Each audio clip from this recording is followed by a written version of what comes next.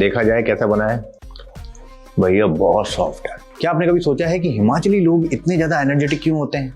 क्योंकि वो खाते हैं एक हेल्दी डिश जिसको बोलते हैं हिमाचली सिड्डू। बहुत ही गजब की रेसिपी है। कई बार मेरे पास कमेंट्स आते हैं कि ये बहुत ज्यादा दब जाता है, सडन से बनता नहीं है, पूरी मेहनत खराब हो जाती है। सारे टिप्स एंड ट्रिक्स आपके साथ में शेयर करूंगा और इसी के साथ में हम बनाएंगे एक शानदार वाली चटनी। तो चलिए मिलकर शुरू करते हैं। कैसे हो मेरे स्वाद के मित्रों, मैं शेफ भूपी आपका स्वागत करता हूं अपनी किचन में, जहां हम करते हैं नई पुरानी रेसिपी का डिकोड। दोस्तों, सिड्डू बनाने के लिए सबसे इंपॉर्टेंट होता है आटा। गेहूं का आटा होता है, लेकिन वो बहुत बारीक होना चाहिए। हम जो आमतौर पे चक्की से आटा पिसवा के लाते हैं वो थोड़ा मोटा होता है। आप चाहें तो रेडीमेड आटा लीजिए, और अगर आप चक्की का आटा इस्तेमाल करते हैं तो आप उसको एक बार मिक्सर ग्राइंडर में जरूर घुमाइए। लेकिन सबसे पहले हम इसको एक बार स्टेन कर लेते हैं, जिससे अगर किसी तरह का चोकर इसमें है तो निकल जाए। यहाँ पे मैंने 1.5 कप आटा लिया है। सबसे इंपॉर्टेंट है आटा। आटे को छानना है, साथ साथ उसको एक बार घुमा भी दीजिए और रिफाइन हो जाएगा वो। और अब इसको मिक्सर ग्राइंडर में डालकर इसको एक बार घुमा लूंगा, जिससे ये और फाइन हो जाएगा। तो यहाँ पे देखिए आटा और ज़्यादा फाइन हो चुका है। और अब इसमें थोड़ा सा नमक डालेंगे, लगभग आधा छोटा चम्मच, और अच्छी तरह से मिक्स करके बीच में थोड़ा सा जगह कर लेंगे। जो बीच में आपने हल्का सा कुआं खोदा है ना, उसके अंदर हम शुगर डालेंगे। यहाँ पे 1 छोटी चम्मच पिसी हुई चीनी डाल दीजिए, और इसी में डाल दीजिए 1 छोटा चम्मच इंस्टेंट ईस्ट। ईस्ट 3 तरह की होती है। एक तो फ्रेश वाली आती है, जिसका इस्तेमाल आमतौर पे कमर्शियली किया जाता है। एक होती है इंस्टेंट, जिसका हमने इस्तेमाल किया है, और एक को एक्टिवेट किया जाता है।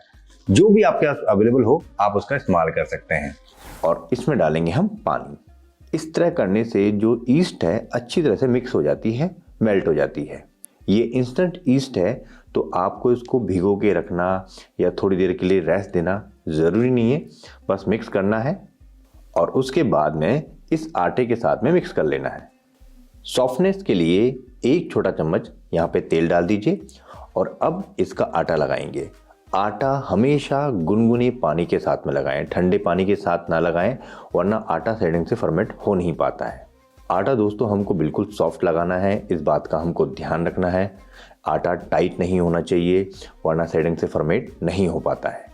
यहाँ पे हमारा आटा लग चुका है, और अब हम इसको कवर कर देंगे। लेकिन सिर्फ कवर करने से काम नहीं चलेगा, इसको ऐसी जगह पे रखना होगा जहाँ पे हल्की हीट हो।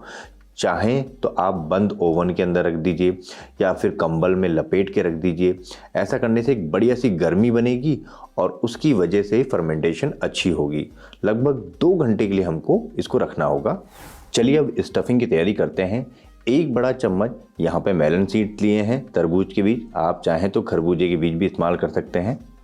लगभग 15 से 20 बादाम, आधा कप अखरोट लिया है, सबसे इंपॉर्टेंट अखरोट है, और 2 बड़े चम्मच खसखस, मतलब कि पोस्तदाना। ये सभी चीज़ों को लगभग 4 से 6 घंटे भिगोना बहुत ज़रूरी है, इसी वजह से सॉफ्ट होंगे। जितनी भी चीज़ें हमने यहाँ पे भिगो के रखी हुई थी, सबका पानी निकाल देंगे हम यहाँ पे।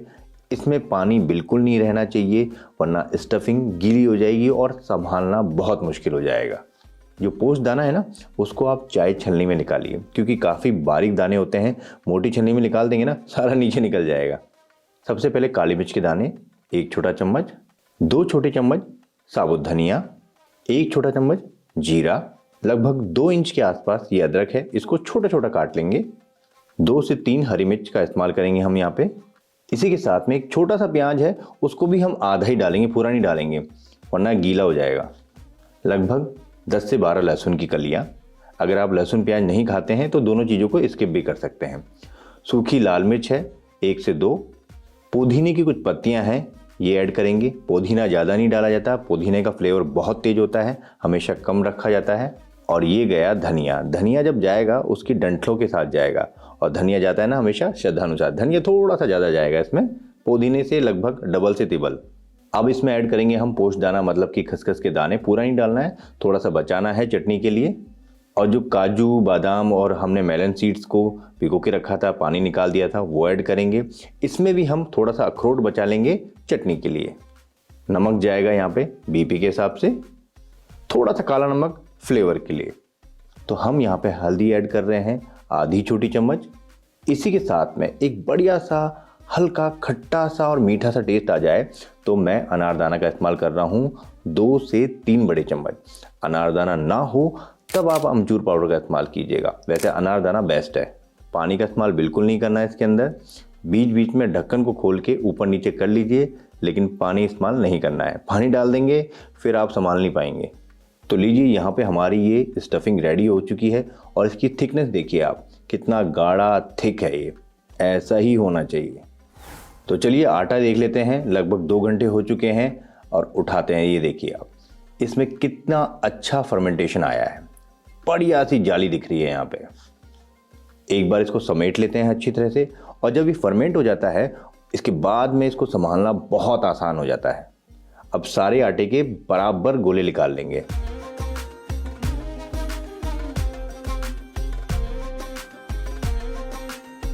इनको गोल गोल करेंगे और हल्का सा फ्लावर डाल के हाथों से इसको इस तरह से चपटा कर लेंगे। आप चाहें तो यहाँ पे बेलन का इस्तेमाल कर सकते हैं, वैसे हाथों से आसानी से हो जाता है। इसको मोटा और थिक रखना है और बराबर रखना है, ये 2 चीज़ों का ध्यान रखना है। अब गलती हम यहाँ करते हैं कि इसको बहुत ज़्यादा पतला कर देते हैं। रोटी थोड़ी बना रहे हैं हम। आप अगर 4 रोटी या 5 रोटी के बराबर ले रहे हैं ना, उतना ही पेड़ा होना चाहिए और उससे ज़्यादा फैलाना नहीं है इसको। ये देखिए थिकनेस देखिए इसकी, आप इतना मोटा होना चाहिए। अब डालेंगे इसके अंदर हम यहाँ पे स्टफिंग। स्टफिंग कितनी डालनी है? जितनी मर्जी उतनी डालिए, बस सही ढंग से पैक हो जाए और स्टफिंग बाहर ना आए, इस बात का ध्यान रखना है। किनारियों पे ना लगे, इस बात का ध्यान रखना है। देखिए, जितनी स्टफिंग डालेंगे उतना खाने में मज़ा आएगा ना। अब क्या करना है, एक सिरा उठाना है और दूसरे सिरे के ऊपर रख देना है इस तरह से, जैसे गुजिया नहीं बनाते, सेम टू सेम। और हाथों से इसको इस तरह से दबा लीजिए जैसे इसके जॉइंट्स ना खुले। जब दबाएंगे तो वो हिस्सा थोड़ा सा पतला हो जाएगा। आप चाहें तो इसको ऐसे भी बना सकते हैं, लेकिन अगर आपको डिज़ाइन बनाना है, अंगूठे से हल्का सा दबाएंगे तो नीचे की तरफ से निशान बनेगा और फिर उठाकर इस तरह से डिज़ाइन बना लीजिए। बिल्कुल सिंपल है। और अगर आपको कोई दूसरा डिज़ाइन आता है तो आप वो भी कर सकते हैं, जैसे हम गुजिया नहीं बनाते वो भी कर सकते हैं। इस तरह से हम सारे बना लेंगे, लेकिन इनको कवर कर दीजिए क्योंकि ऊपर से जब हवा लगती है तो ये ड्राई हो जाता है। और इनको रेस्ट देना है लगभग 5 से 10 मिनट का। अब चटनी बना लेते हैं इसी बीच में। जो हमने अखरोट और खसखस के दाने बचाए थे वो ऐड करेंगे एक मिक्सर ग्राइंडर के अंदर। उसी में डालेंगे लगभग 4 से 5 लहसुन की कलियां, आधा इंच अदरक का टुकड़ा, छोटा छोटा काट लीजिए, पीसने में आसानी रहेगी। धनिया जाएगा और धनिया की डंठल जरूर जाएगी, इस बात का ध्यान रखना है। थोड़ी सी हरी मिर्च ऐड कर रहा हूँ, 2 हरी मिर्च, बहुत ही बढ़िया फ्लेवर आ जाता है। जीरा जाएगा यहाँ पे, नाम का मतलब आप कह सकते हैं 1/4 छोटी चम्मच, और 4-5 काली मिर्च के दाने। चटनी के अंदर बहुत ज़्यादा मसाले नहीं डाले जाते हैं वरना टेस्ट बिगड़ जाता है। जो प्याज हमने बचा के रखा था ना, यहाँ पे ऐड कर देंगे। थोड़ा सा पुदीना जाएगा, धनिए का 10वां हिस्सा, नमक बीपी के हिसाब से, थोड़ा सा काला नमक फ्लेवर के लिए। इसको बॉडी देने के लिए हम दही का इस्तेमाल कर रहे हैं। दही जाएगा इसके अंदर 3 बड़े चम्मच। गाढ़ा दही होना चाहिए, बहुत ज़्यादा खट्टा नहीं होना चाहिए। और हल्का सा नींबू डालेंगे, किसके लिए? टैंगनेस के लिए, हल्का सा टैंगी हो जाएगा। तो लीजिए, ये चटनी भी यहाँ पर रेडी हो गई। बहुत ही बढ़िया चटनी बनी है, बहुत ही सिंपल है और बिल्कुल अलग टेस्ट आता है।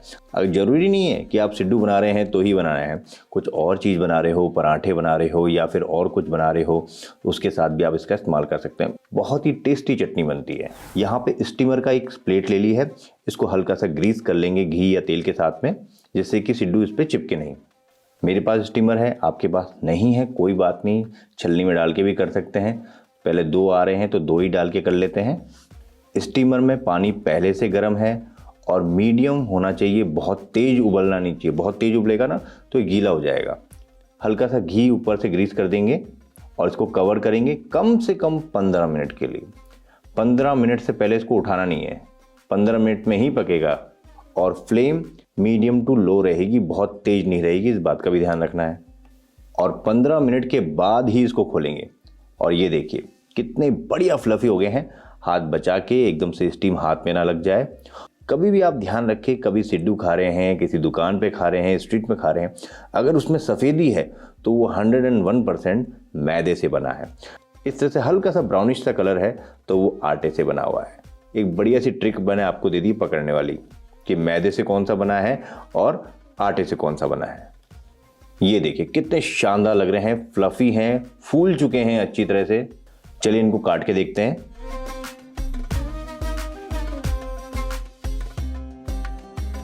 ये देखिए इसमें जालियां देखिए आप, कितनी बढ़िया जाली आई है। स्टफिंग प्रॉपर है और अगर इसको दबा रहे हैं तो बिल्कुल फर्म हो रहे हैं, दबाते ही वापस से ऊपर आ रहे हैं। ऐसा ही होना चाहिए सिड्डू, वरना खाने मज़ा नहीं आता है। गर्मा गर्म सिड्डू निकालिए, उसमें हल्का सा घी लगाइए और चटनी के साथ परोसिए। सिंपल सा फूड है लेकिन खाने में बहुत ही अल्टीमेट, मज़ा आ जाएगा आपको। एक बार जब आप बनाएंगे तो हमेशा इसको बनाते रहेंगे। और कितना आसान काम है ये भी देख लीजिए, बहुत ही सिंपल काम है ये। तो कैसी लगी आपको ये रेसिपी जरूर बताएं दोस्तों। अच्छी लगी तो लाइक एंड शेयर जरूर करें। खाया जाए, देखा जाए कैसा बना है। भैया बहुत सॉफ्ट है, मजा आ गया। एक छोटी सी माफ़ी मैं अपने स्वाद के मित्र से चाहूँगा। उन्होंने काफ़ी टाइम से इसकी डिमांड करी थी और मैंने बहुत दिनों बाद इसको बनाया, इसके लिए वेरी वेरी सॉरी। तो फिर मिलते हैं नई रेसिपी के साथ में। जय हिंद दोस्तों।